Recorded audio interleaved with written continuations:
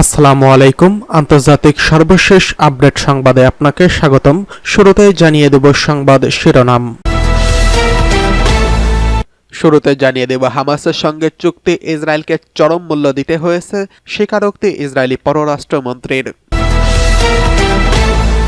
এরপরে জানিয়ে দেব গাজা দখল না করলে সরকার উৎখাতের হুমকি দিচ্ছেন নেতানিয়াহুর মন্ত্রী, সরকার ভাঙনের সুর।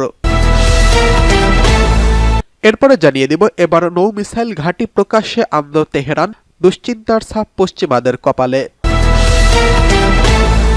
অন্যদিকে ট্রাম্পের ক্ষমতার প্রথম দিন থেকেই অবৈধ অভিবাসীদের বিরুদ্ধে চলছে অভিযান। সর্বশেষ জানিয়ে দেব গাজায় যুদ্ধবিরতি, কাতারের প্রধানমন্ত্রীকে ধন্যবাদ জানিয়েছেন অ্যান্টনি ব্লিংকেন। এতক্ষণ শুনছিলেন সংবাদ শিরোনাম, এবারে বিস্তারিত।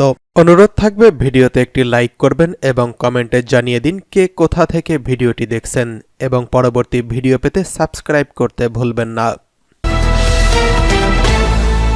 হামাসের সঙ্গে চুক্তি ইসরায়েলকে চরম মূল্য দিতে হয়েছে, ইসরায়েলি পররাষ্ট্রমন্ত্রীর স্বীকারোক্তি। ইসলামী প্রতিরোধ আন্দোলন হামাসের সঙ্গে যুদ্ধবিরতির চুক্তির প্রথম দিনে 90 ফিলিস্তিনি বন্দীকে মুক্ত দিয়েছে ইসরায়েল। পশ্চিম তীর এবং জেরুজালেম কারাগার থেকে 21 জন কিশোর এবং 69 জন নারীকে মুক্তি দেওয়া হয়েছে।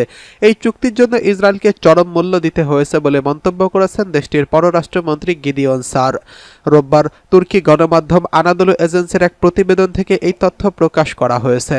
ইসরায়েলি টিভি চ্যানেল 12-এর উদ্ধৃতি দিয়ে বিভিন্ন গণমাধ্যম জানিয়েছে, ইসরায়েলি পররাষ্ট্রমন্ত্রী গিদিয়ন সার তার এক বক্তৃতায় হামাসের বিরুদ্ধে তাদের পরাজয় এবং গাজায় বন্দীদের মুক্তি দিতে অক্ষমতার কথাও স্বীকার করেছেন।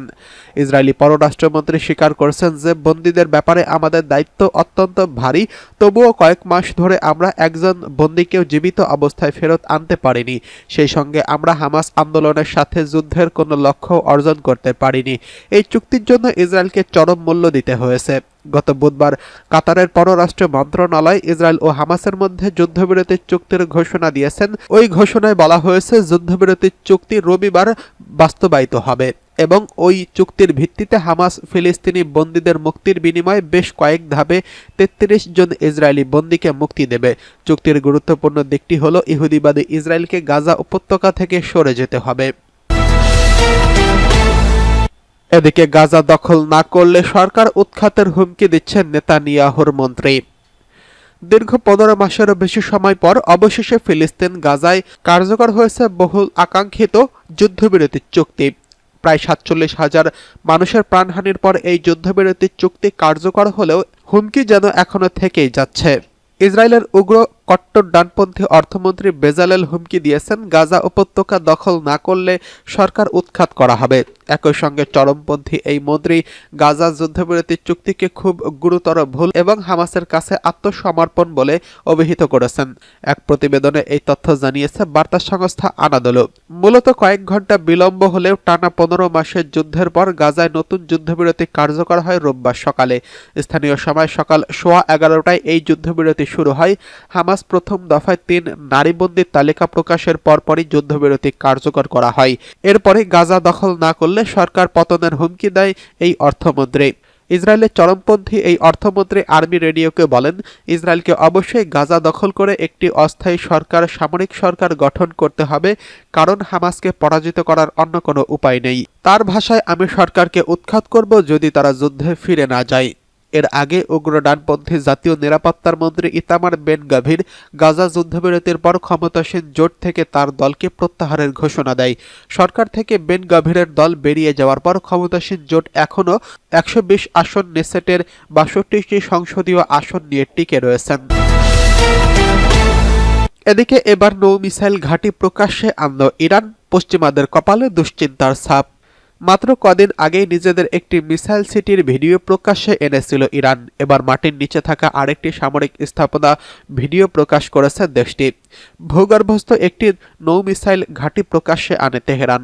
সোমবার দ্বিতীয় দফায় মার্কিন প্রেসিডেন্ট হিসেবে ডোনাল্ড ট্রাম্প শপথ নেওয়ার আগে ইরান এমন দুঃসাহস দেখালো। ধারণা করা হচ্ছে ট্রাম্প ক্ষমতায় বসলে ওয়াশিংটন তেহরানের সম্পর্কে টানপোড়েন বাড়বে। এমনকি ইরানি নেতৃত্বের মধ্যে এই ধারণা দৃঢ় করা হয়েছে যে ইসরায়েলি প্রধানমন্ত্রী বেঞ্জামিন নেতানিয়াহুকে আগের চেয়েও আরও বেশি শক্তিশালী করে তুলবে ডোনাল্ড ট্রাম্প। এতে ইরানের পরমাণু স্থাপনায় হামলা ফ্রি লাইসেন্স পাবেন নেতানিয়াহু, পাশাপাশি ইরানের তেল খাতের উপর নিষেধাজ্ঞা কড়াকড়ি করতে পারে যুক্তরাষ্ট্র, এমন শঙ্কাও তৈরি হয়েছে।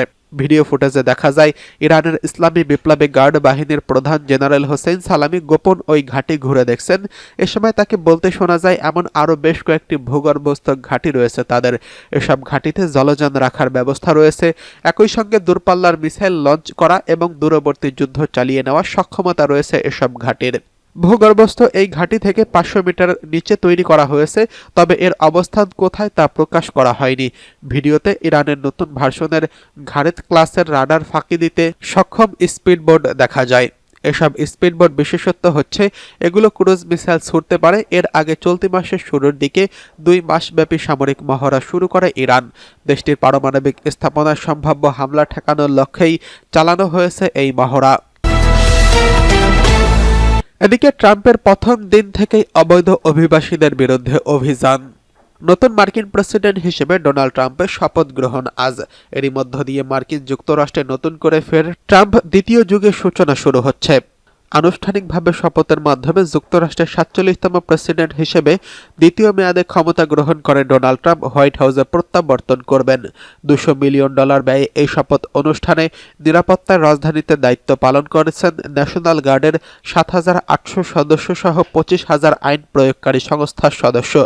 এদের নবনির্বাচিত ভাইস প্রেসিডেন্ট জেডি ভ্যান্স শপথ গ্রহণ করবেন। এর মাধ্যমে ট্রাম্প ভ্যান্সের নেতৃত্বাধীন নতুন মার্কিন প্রশাসনের আনুষ্ঠানিক যাত্রা শুরু হবে। মার্কিন সংবিধান অনুযায়ী নতুন প্রেসিডেন্টের শপথ 20 জানুয়ারি দুপুর 12টায় গিনেস মান সময় 17 এর বাংলাদেশ সময় সোমবার রাত 11টা। গত কয়েক বছরে ক্যাপিটাল হিলের পশ্চিমের লনে শপথ গ্রহণ অনুষ্ঠান হলেও এবার সেটাই হবে ক্যাপিটাল বটন্ডায়। আবহাওয়া অফিস জানিয়েছে সোমবারের শপথের দিন দুপুরের তাপমাত্রা -6 ডিগ্রি সেলসিয়াসের আশপাশে থাকতে পারে। তবে প্রেসিডেন্সিয়াল প্যারেড এবং সঙ্গীতানুষ্ঠান হবে ইনডোর ভেন্যু ক্যাপিটাল ওয়ান এরিয়ায়। ওয়াশিংটন ডিসিতে প্রচণ্ড ঠান্ডার কারণে নতুন করে এই সিদ্ধান্ত নেওয়া হয়েছে। ট্রাম্প নিজেই ট্রুথ সোশ্যালে দেওয়া এক পোস্টে এই তথ্য জানিয়েছেন। এদিকে গাজায় যুদ্ধবিরতি কার্যকরে কাতারের প্রধানমন্ত্রীকে ধন্যবাদ জানিয়েছে অ্যান্টনি ব্লিংকেন।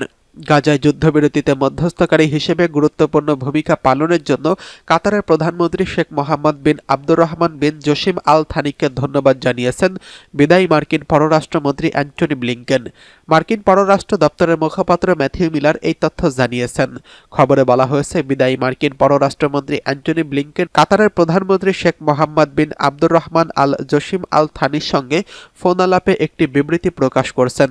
বিবৃতির বিষয়ে মার্কিন পররাষ্ট্র দপ্তরের মুখপাত্র ম্যাথিউ মিলার বলছেন, গাজায় যুদ্ধবিরতির লক্ষ্যে জিম্মিদের বাড়িতে ফিরিয়ে আনা এবং মানবিক সহায়তা বৃদ্ধির লক্ষ্যে মধ্যস্থতার প্রচেষ্টায় গুরুত্বপূর্ণ ভূমিকা পালনের জন্য পররাষ্ট্রমন্ত্রী কাতারের প্রধানমন্ত্রীকে ধন্যবাদ জানিয়েছেন।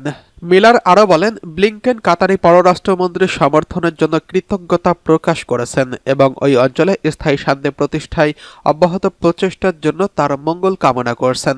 দীর্ঘ 15 মাসের আগ্রাসনের পর 19 জানুয়ারি বহুল কাঙ্ক্ষিত যুদ্ধবিরতি কার্যকর হয়েছে ফিলিস্তিনের অবরুদ্ধ গাজায়। যুদ্ধবিরতির আলোচনায় মধ্যস্থতা করছে কাতার, মিশর ও যুক্তরাষ্ট্র। যুদ্ধবিরতির প্রথম ধাপে 3 নারী ইসরায়েলি জিম্মিকে মুক্তি দিয়েছে হামাস। এর বিনিময়ে 90 ফিলিস্তিনি বন্দীকে মুক্তি দিয়েছে ইসরায়েলি কর্তৃপক্ষ।